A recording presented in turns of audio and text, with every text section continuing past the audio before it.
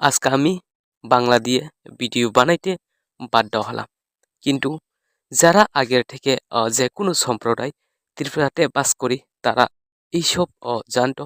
কিন্তু বাংলাদেশ থেকে আয়া যারা সোশ্যাল মিডিয়া কেস কেস করে তারারে এই ভিডিও আমি দেখাতে চাই, আবার তারারে বলতে চাই সবাইকে শেয়ার করে দে, যেহেতু তারা এই ভিডিও দেখে মোটামুটি ত্রিপুরা কাহিনী জানতে পারে।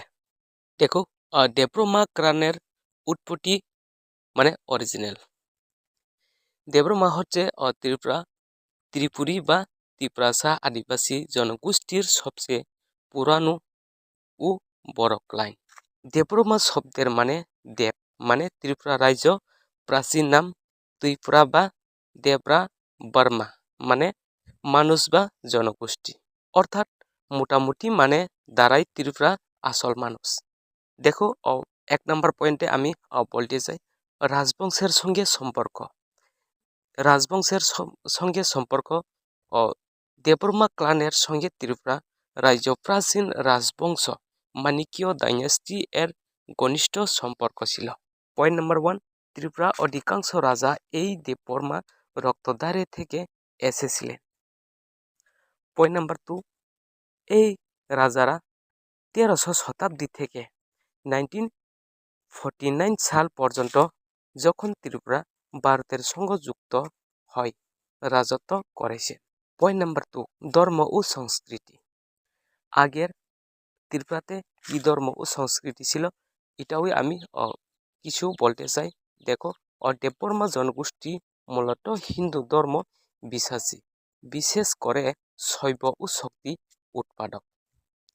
এরা ত্রিপুরা সুন্দরী মা, চতুর্থ দেবতা ও ভগবান শিব এর ভক্তদের প্রধান উৎসব গড়িয়া পূজা, কের পূজা ও খারসি পূজা। দেখো, পয়েন্ট নাম্বার 3, এখানে ভাষা ও সাংস্কৃতিক পরিচয়। তাদের মাতৃভাষা ককবরক। দেববর্মা জনগোষ্ঠী ত্রিপুরার আদিবাসী ত্রিপ্রাসা জনগোষ্ঠীর অন্তর্গত।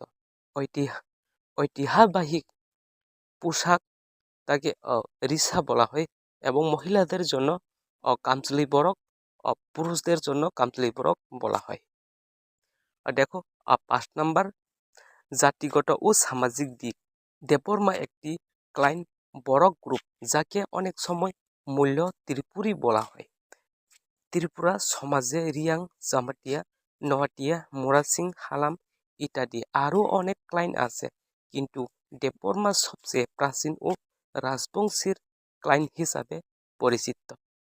দেখো, 4 নম্বর, বর্তমানে দেববর্মা জনগোষ্ঠী ত্রিপুরা, আসাম, মিজোরাম, বাংলাদেশ ও চিটাগং হিলস ট্র্যাক এর বাস করেন।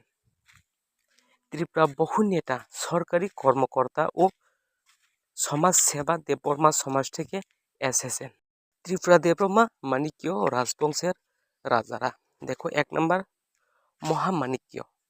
প্রথম রাজা হলো মহামাণিক্য, সময়কাল প্রায় 13শো শতাব্দী। তিনি ত্রিপুরা মাণিক্য ডাইনেস্টি এর প্রতিষ্ঠাতা বলে মনে করা হয়। তার থেকে মাণিক্য উপাধির সূচনা হয়। 2 নম্বর হল রত্না মাণিক্য।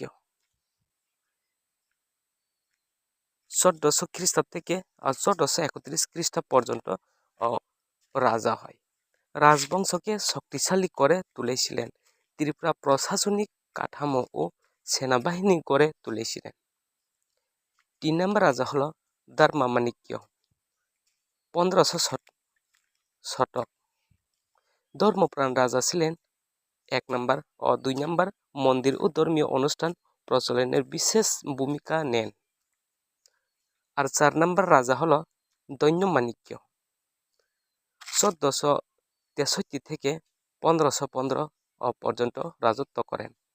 তিনি ত্রিপুরা সুন্দরী মন্দির উদয়পুর নির্মাণ করেন।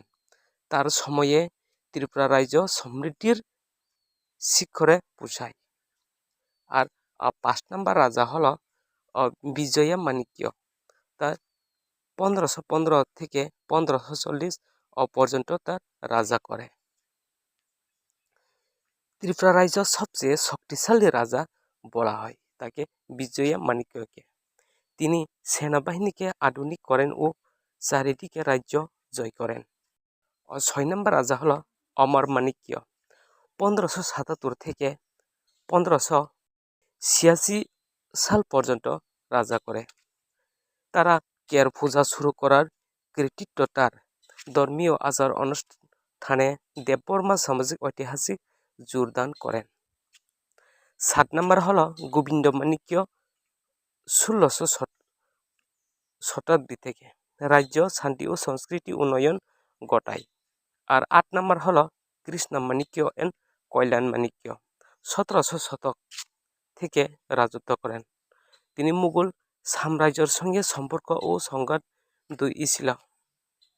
তিনি 9 নম্বর হলো বীরচন্দ্র মাণিক্য। 1862 থেকে 1896 পর্যন্ত তিনি রাজত্ব করেন। আধুনিক ত্রিপুরার ও সাংস্কৃতিক নবজাগরণের পিতা কবি রবীন্দ্রনাথ ঠাকুরের ঘনিষ্ঠ বন্ধু ছিলেন।